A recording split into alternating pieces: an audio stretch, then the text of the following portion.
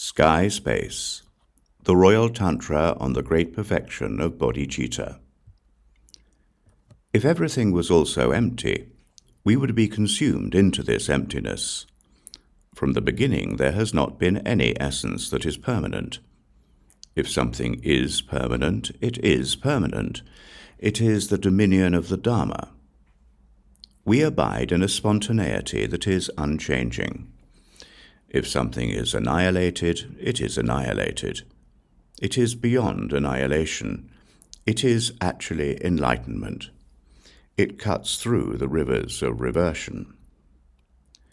Everything is indeed a space for natural wisdom. There are no dharmas that do not emerge from out of space, and there is not even one thing that is not, in fact, space. There is nothing whatever that is not gathered into space. For these reasons, self-origination is an uncontrived space. Space understands the meaning of space. In space there is no birth or death, no joinings or partings. In space we are not distracted. We also have no meditation. In space there is no travelling. There is nothing to hunt. In the heart essence of uncontrived enlightenment, the way in which we describe things will be an extreme of words. Extremists think about extremes. The extremes hold the middle. When we describe things this way, we do not find any middle.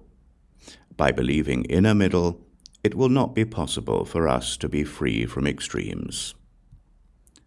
The extremes and the middles are surely brought together in space. The mind seeks for the mind, but what does it find? If it finds this mind, it will be a path of delusion. In delusion, seeing itself is a delusion. Even non-delusion is a dharma of delusion. When we determine the meaning of space with certainty, we will have no cause for delusion, so we will not be deluded. We have nothing to visualize within our minds. We have nothing to practice. Do not abide in a middle.